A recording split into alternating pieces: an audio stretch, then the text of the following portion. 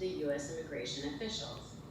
I've often joked with Mark that there is no way to know if we ever actually saw each other in Rome, but I know that he was on our team then, and as a result, I'm on his team now. My family was extraordinarily fortunate.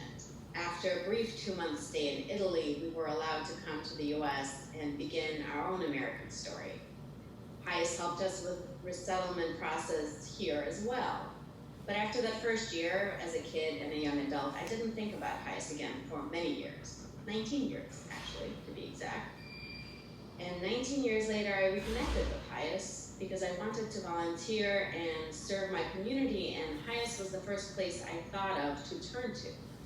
At the time, I did not have the thorough understanding of the work Hyas does that I have now. I just remembered that they helped us, and I wanted to pay that forward. And that actually seems like the whole story in a nutshell. It is the story of Jewish immigrants who persevered in their new homeland, but never forgot receiving a helping hand when they needed it most. It's the story of giving back and paying forward. Moreover, it is the story of the Jewish people as a whole, directed by God to welcome the stranger, for they themselves were strangers in a strange land. These are the driving values that we celebrate tonight, that unite Hyas, WRJ, and hopefully all of our listeners. The Jewish values of welcoming the stranger, of affording all people dignity and respect, and of empowering the vulnerable among us. They're not just biblical texts or modern buzzwords. They are truths that Hyas has brought to life for almost 140 years, and that WRJ has promoted for over 100 years. These are values that guide us to continue to do this work irrespective of what our clients may look like now or what faith they may follow. This too is a most Jewish lesson of which I was reminded shortly before I decided to join the Hyas board. I learned this lesson from another Jewish refugee whose story should be more familiar to you than mine. Her name was Anne Frank. And at Hyas, we have her family's file.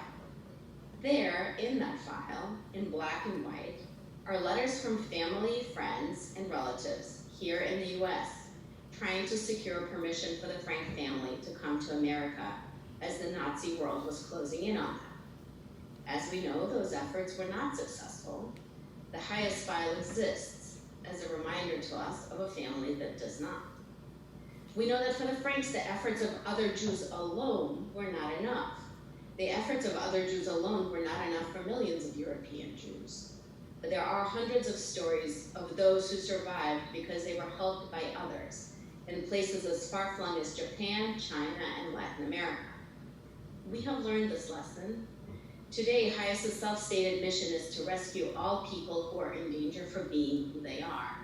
We do this because we know that we have needed the help of strangers in strange lands before, and that we may need it again. We do this because it is the right thing to do. Thank you.